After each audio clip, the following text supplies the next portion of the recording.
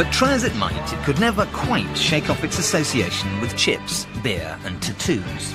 No self-respecting Essex wide boy would be seen cruising the Southend Prom in anything else. Capri man may have coveted the Mark II like his sovereign ring and his gold identity bracelet, but actually it didn't sell as well as the Mark I. In 4 years, Ford only managed to shift 400,000 Mark IIs. The Capri was in trouble, and it was about to meet the most deadly enemy of its life, the hot hatch. Volkswagen's Banshee of 1976 turned the motoring world on its head.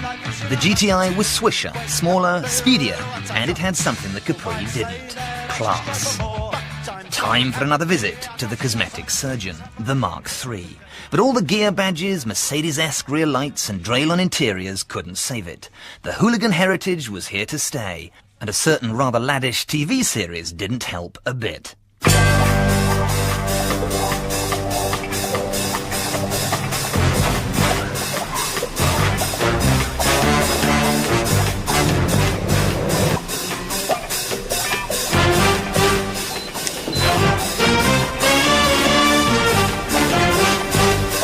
Everybody who's pushing 30 starting to get a bit fat, your hair's falling out a little bit.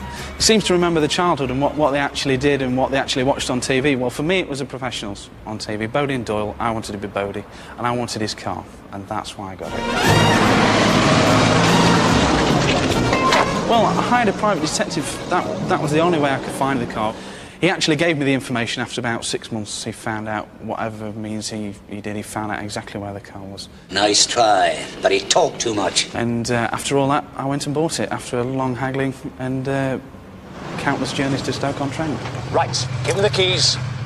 The car was in a lock-up garage. In the back seat was a 2-litre Ford Pinto engine. There was also a battery on the roof, no wheels, no bonnet, and the car was in a dreadful state. So I've totally done everything to it, even rebuilt the engine, the gearbox, all new ancillaries, absolutely everything that car's had. Neat. Yes, neat. It is extremely sad. I admit that. I went through one girlfriend with it. She left after me spending countless hours in the garage, not paying her apparently any attention, which wasn't true. And apparently I love the car more than her, which was true. I think it's becoming a labour of love. Well, I hope it doesn't lapse into reverie. Probably one of the most famous Ford Capris in the world. There's not many Capris or any cars of that status, plus having a friend that's got the other car makes them doubly special. It's history, you know, it's TV history, I suppose, and the fact that it's a Ford Capri.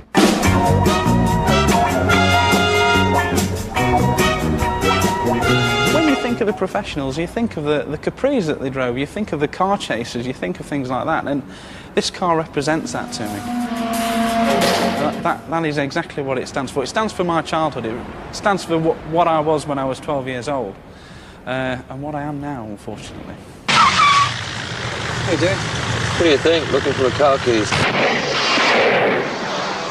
In 1981, Uncle Henry stuffed in the new 2.8 injection V6 engine, crossed his fingers and hoped. At the same time, an unlikely alliance between Ford, Tickford and Aston Martin spawned the £17,000 Tickford Capri. A riot of angles, body kits and spoilers, it had a turbocharger, leather trim, electric windows, wood dash and could knock on the door of 140. Well, that's what people wanted back in the 80s.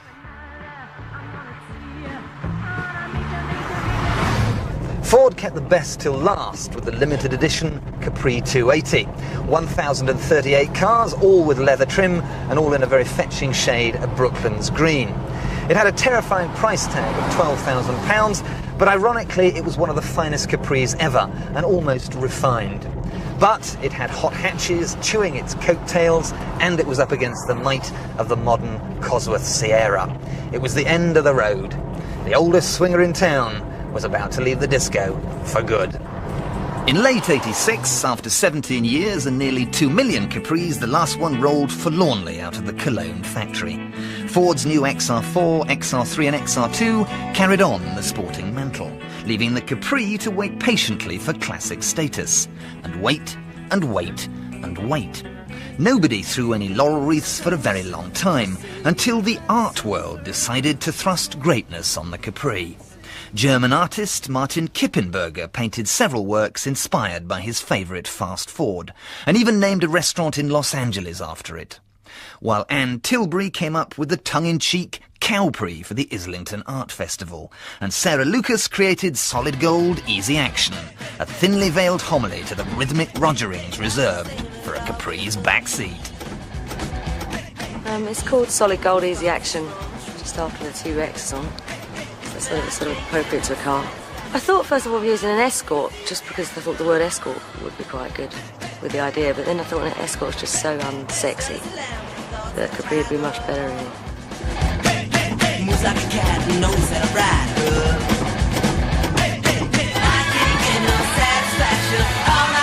But owners are in no doubt at all that the Capri is an endangered species and worthy of preservation.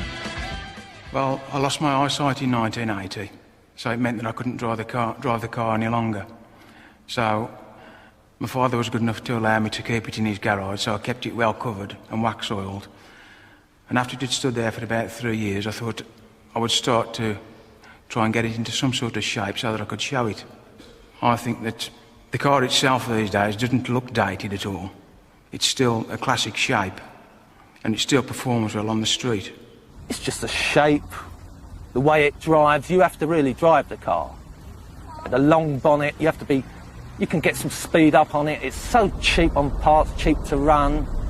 It's just a fantastic car. But when I saw the canopy go off the car, when it was launched, I thought straight away, that is the car for me. I love it because it's the right length, it's the right height, the right width. It feels absolutely brilliant. It represents a vehicle that had a distinct identity. A Capri will never be mistaken for anything else. It had individuality, it had style. He said he would pick me up, so I obviously asked him what car he would be in, and he told me to wait until he saw me.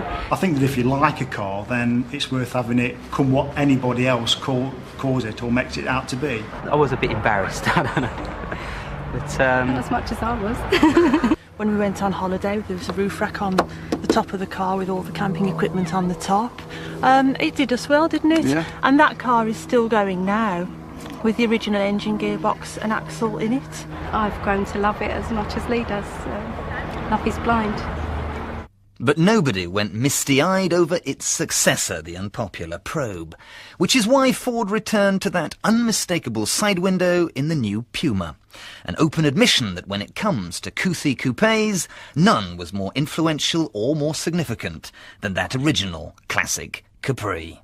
The children of the 90s may have the Ford Puma and the digitally mastered compact disc, a clean, sanitized experience. But the children of the 70s had the Ford Capri and the 45. Sure, there were a few scratches and crackles along the way, a bit raw around the edges, but what they experienced had real warmth and soul, like the Capri. A simpler car for simpler times. It's something that will always raise a smile.